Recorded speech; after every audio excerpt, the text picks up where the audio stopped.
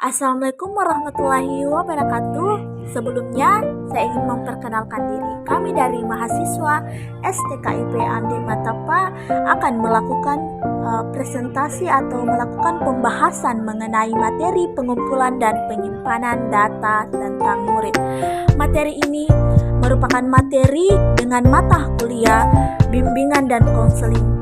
Dosen pengampu kami yaitu Bapak Hasbahuddin SPD MPD. Perkenalkan nama-nama anggota kami. Perkenalkan saya Kenridaya, Nirmawati, Ria Andriani, Mutmainah, dan Rosita. Untuk mempersingkat waktu, selamat menyaksikan materi dari kami. Pengumpulan dan penyimpanan data tentang murid. Pengumpulan data merupakan suatu hal penelitian pada umumnya maupun dalam bimbingan konseling. Konseling baru kalau dengan data mengenai individu yang mau dibimbing sudah diperoleh. Oleh karena itu, penting bagi kita untuk mengetahui berbagai metode dan teknik yang dapat digunakan untuk memperoleh data dalam merealisasikan bimbingan dan konseling. Data diperoleh dengan beberapa hal seperti observasi. Observasi ini bertujuan untuk memperoleh data anak atau individu lain dengan mengadakan hubungan secara langsung dengan informan. Ada juga dengan kuesioner yang sama menggunakan pernyataan, hanya dalam penyajiannya yang berbeda. Pada interview disajikan dengan lisan, maka pada kuesioner disajikan dengan tertulis. Untuk itu, guru perlu memiliki pengetahuan dan keterampilan yang memadai, yang meliputi pengetahuan tentang jenis data yang perlu dikumpulkan, sumber dari mana saja data itu diperoleh, cara dan prosedur mendapatkan data, serta keterampilan dalam menyusun alat dan penggunaannya. Tujuan perkuliahan, bimbingan, dan konseling. Pertama, menyebutkan jenis-jenis data tentang siswa yang diperlukan dalam bimbingan dan konseling. B. Menjelaskan kegunaan data dalam bimbingan dan konseling. C. Menjelaskan teknik-teknik pengumpulan data dalam bimbingan dan konseling. D. Menjelaskan kegunaan tes dalam bimbingan dan konseling.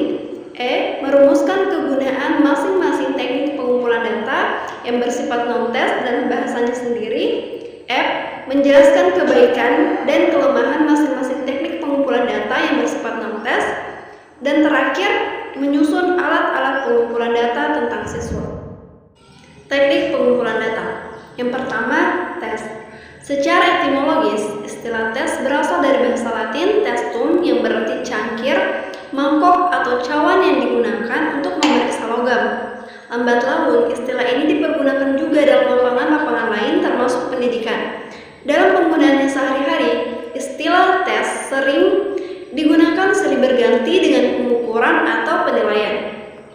Dalam pengertian yang sempit, tes mengandung pengertian penyajian seperangkat tugas atau pertanyaan yang harus dijawab. Definisi yang lebih luas tentang tes dikemukakan oleh Cronbach tahun 1970 sebagai prosedur yang sistematis untuk mengamati tingkah laku seseorang dan menggambarkan dengan skala angka atau sistem golongan. Berdasarkan atas aspek yang diukur, tes dibedakan atas 4: tes intelijensi, tes bakat, tes kepribadian, tes prestasi belajar. Tes intelijensi. Intelijensi merupakan keseluruhan kemampuan untuk berpikir dan bertindak secara terarah dan dapat menyesuaikan diri dengan lingkungannya secara efektif. Jadi, tes intelijensi adalah suatu teknik atau alat yang digunakan untuk mengungkapkan taraf kemampuan dasar seseorang, yaitu kemampuan dalam berpikir, bertindak, dan menyesuaikan dirinya secara efektif. Tes bakat. Tes bakat, jadi bakat adalah suatu kondisi pada seseorang yang dengan suatu latihan khusus memungkinkannya menguasai suatu kecakapan, pengetahuan, dan keterampilan tertentu, seperti kemampuan bermain musik, kemampuan berolahraga, dan lain-lain. Seseorang yang berbakat musik misalnya dengan latihan yang sama dengan orang yang tidak berbakat musik akan lebih cepat menguasai keterampilan tersebut. Dengan demikian, bakat tidak berkembang dengan sendirinya, tetapi harus ditunjang oleh faktor lingkungan.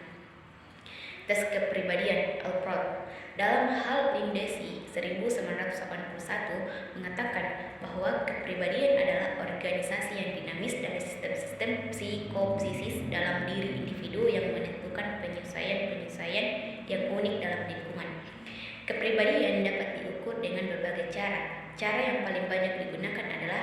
dengan jalan melihat. 1. Apa yang seseorang katakan tentang keadaan dirinya sendiri? Cara ini disebut self-report inventory, di mana seseorang mengemukakan sesuatu mengenai dirinya melalui alat yang sudah disediakan. Kedua, apa yang orang lain katakan tentang keadaan seseorang? Cara ini disebut inventory sociometric, di mana orang lain diminta untuk mengemukakan keadaan pribadi seseorang. 3. Apa yang seseorang lakukan tentang keadaan diri seseorang? Dalam hal ini, seseorang disuruh melakukan sesuatu dan hal-hal yang dilakukan untuk diamati secara cermat dan ditafsirkan. D. Teks presentasi belajar. Teks presentasi adalah suatu alat tes yang disusun untuk mengukur hasil-hasil pengajaran, kemajuan-kemajuan yang telah dicapai murid setelah ia mengikuti latihan atau pelajaran selama waktu tertentu. Tujuan utama penggunaan tes presentasi belajar adalah agar guru dapat membuat keputusan-keputusan seleksi dan klasifikasi serta menentukan keefektifan pengajaran. Hasil-hasil tes presentasi dapat digunakan untuk mengukur hasil-hasil belajar, mengenali murid-murid yang membutuhkan pengajaran, perbaikan, memudahkan murid belajar, dan sebagai kriteria dalam melihat teknik. Observasi pengamatan. Observasi atau pengamatan yaitu teknik atau cara untuk mengamati suatu keadaan, tingkah laku. Karena sifatnya mengamati, maka alat yang paling pokok dalam teknik ini adalah panca indera penglihatan. Observasi memiliki cara sebagai berikut. 1. Disesuaikan dengan tujuan yang dirumuskan terlebih dahulu. 2. Direncanakan secara sistematis. 3. Hasilnya dicatat dan diolah sesuai dengan tujuan. 4. Perlu diperiksa ketelitiannya.